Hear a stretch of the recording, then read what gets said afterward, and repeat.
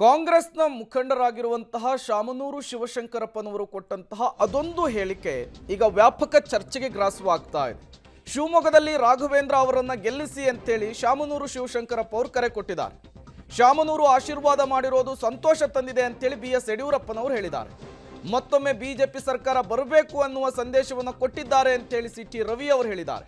ಇದು ನನ್ನ ಪೂರ್ವ ಜನ್ಮದ ಪುಣ್ಯದ ಫಲ ಅಂತೇಳಿ ರಾಘವೇಂದ್ರ ಅವರು ವ್ಯಾಖ್ಯಾನವನ್ನು ಮಾಡಿರುವಂಥದ್ದು. ಶಾಮನೂರು ಶಿವಶಂಕರಪ್ಪ ಅವರ ಬಗ್ಗೆ ಶಾಮನೂರು ಶಿವಶಂಕರಪ್ಪ ಅವರು ಇವತ್ತು ಶಿವಮೊಗ್ಗದ ಒಂದು ಕಾರ್ಯಕ್ರಮದಲ್ಲಿ ಭಾಗಿಯಾಗಿದ್ರು.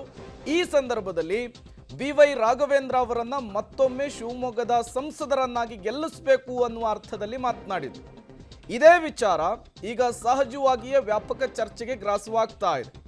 ಶಾಮನೂರು ಶಿವಶಂಕರಪ್ಪ ಅವರು ಈ ಹಿಂದೆ ಒಂದು ಹೇಳಿಕೆಯನ್ನು ಕೊಟ್ಟಿದ್ರು.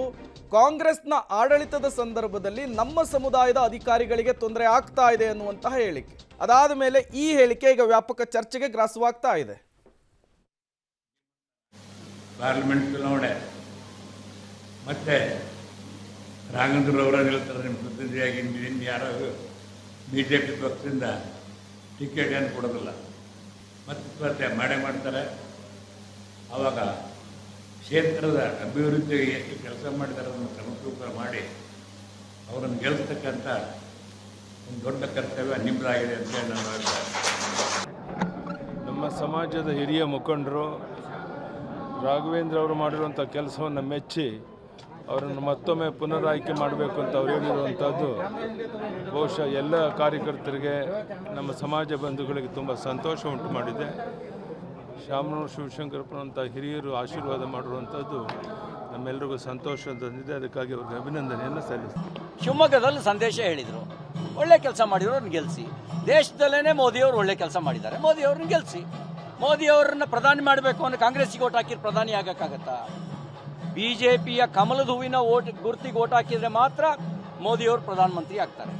ಅದಕ್ಕಾಗಿ ಶಾಮನೂರು ಶಿವಶಂಕರಪ್ಪನವರು ಎಷ್ಟು ಸೂಕ್ಷ್ಮವಾಗಿ ಮತ್ತೆ ಮೋದಿಯವ್ರನ್ನ ಗೆಲ್ಲಿಸಬೇಕು ಅಂತ ಹೇಳಬೇಕು, ಅದನ್ನು ಶಿವಮೊಗ್ಗದಲ್ಲಿ ಹೇಳಿದ್ದಾರೆ. ಹಿರಿಯರು ಸನ್ಮಾನಿಸಿದ ಶಾಮನೂರು ಶಿವಶಂಕರಪ್ಪನವರು ಅವರಿಗೆ ಹಿಂದೆ ಬಂದಾಗ ಇದ್ದಂಥ ಶಿವಮೊಗ್ಗಕ್ಕೂ ಇವತ್ತಿನ ಒಂದು ಶಿವಮೊಗ್ಗದ ಒಂದು ಅಭಿವೃದ್ಧಿ ಒಂದು ವ್ಯತ್ಯಾಸಗಳನ್ನು ನೋಡಿ ಅವರಿಗೆ ಪಾಪ ಹೃದಯಪೂರ್ವಕವಾಗಿ ಅವರಿಗೆ ಅನಿಸಿದೆ. ಅದನ್ನು ನಂಗೆ ಆಶೀರ್ವಾದವನ್ನು ಮಾಡುವಂಥ ಒಂದು ಪ್ರಯತ್ನವನ್ನು ಮೊನ್ನೆ ಅವರು ಮಾಡಿದ್ದಾರೆ. ಪಕ್ಷವನ್ನು ಮರೆತು ಹಾರೈಸಿದ್ದಾರೆ. ಯಾವುದೋ ನನ್ನ ಪೂರ್ವಜನ್ಮದ ಒಂದು ಪುಣ್ಯದ ಫಲ ಅಂತ ನಾನು ಹೇಳಲಿಕ್ಕೆ ಇಚ್ಛೆಪಡ್ತೇನೆ. ನಾವು ಕೂಡ ಯಾವುದೇ ಒಬ್ಬ ವ್ಯಕ್ತಿ ಯಾವುದೇ ಪಕ್ಷ ಆಗಲಿ ಅವ್ರು ಮಾಡಿದಂಥ ಒಳ್ಳೆಯ ಕೆಲಸಗಳನ್ನು ನೋಡಿ ಸ್ಮರಣೆ ಮಾಡಬೇಕಾಗಿರೋದು ಈ ಒಂದು ಸಾರ್ವಜನಿಕ ಕ್ಷೇತ್ರದಲ್ಲಿ ಕೆಲಸ ಮಾಡೋಂಥ ನಮ್ಮಂಥ ಯುವಕರಿಗೂ ಒಂದು ಮಾರ್ಗದರ್ಶನ ಅಂತೇಳಿ ನನಗೆ ಒಂದು ಪರಿಪಾಠ ಅಂತ ನಾನು ಅಂದ್ಕೊಂಡಿದ್ದೀನಿ. ಶಾಮನೂರು ಶಿವಶಂಕರಪ್ಪ ಅವರು ಕಾಂಗ್ರೆಸ್ನ ಶಾಸಕರು, ಅಖಿಲ ಭಾರತ ವೀರಶೈವ ಮಹಾಸಭಾದ ಅಧ್ಯಕ್ಷರು ಕೂಡ ಹೌದು. ಅವರ ಮಗ ಮಲ್ಲಿಕಾರ್ಜುನ್ ಅವರು ಸಚಿವರು ಕೂಡ ಆಗಿದ್ದಾರೆ. ಈಗ ಅವರು ಶಿವಮೊಗ್ಗದ ಒಂದು ಕಾರ್ಯಕ್ರಮದಲ್ಲಿ ಕೊಟ್ಟಿರುವಂತಹ ಹೇಳಿಕೆ ವ್ಯಾಪಕ ಚರ್ಚೆಗೆ ಗ್ರಾಸವಾಗ್ತಾ ಇದೆ.